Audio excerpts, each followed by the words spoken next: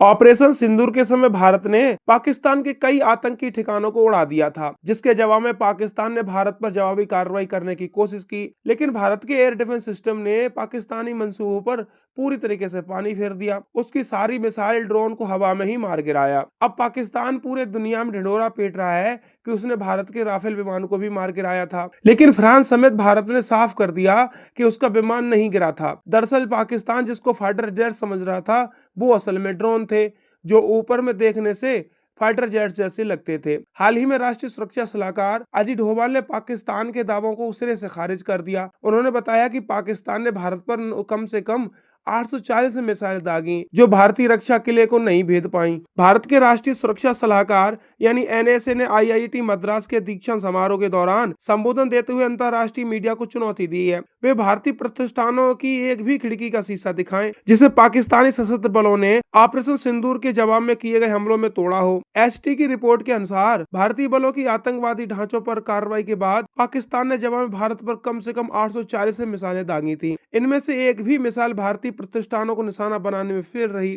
अधिकांश को तो हवा में ही मार गिराया गया था, जबकि कुछ खुले मैदानों में गिरी तो कुछ पाकिस्तानी मिसाइलें फेल होकर ही जमीन पर ही गिर गईं। भारत की मिसाइलों को रोकने में पाकिस्तान का चीन से हासिल किया गया भारत की मिसाइलों को रोकने में पाकिस्तान चीन से हासिल किया गया एयर डिफेंस सिस्टम यानी HQ-9 पूरी तरह से फुस्त साबित हुआ। पाकिस्तान के मुरीद के स्थित लश्कर ए तैयबा का मुख्यालय और बहालपुर स्थित जैसे मोहम्मद मुख्यालय पर दागी गई भारतीय स्कैल्प, रैम्पेज या क्रिस्टल मेज मिसाइल ने अपने लक्ष्यों पर सटीक निशाना बनाया और उन्हें तबाह भी कर दिया। सैटेलाइट तस्वीरों में आतंक के इन ढांचों पर तबाही साफ दिखती है। पाकिस्तान का एयर डिफेंस सिस्टम किस तरह लाचार साबित हुआ कि भारतीय ड्रोन ने लाहौर में उसे ही निशाना बना दिया। पाकिस्तान के रक्षा मंत्री ख्वाजा आसिफ का वो बयान याद कीजिए जिसमें उन्होंने कहा था कि पाकिस्तान ने अपनी वायु रक्षा प्रणाली जानबूझकर तैनात नहीं किया है, वरना भारत को उसकी लोकेशन के बारे में पता ही नहीं चल सकता था।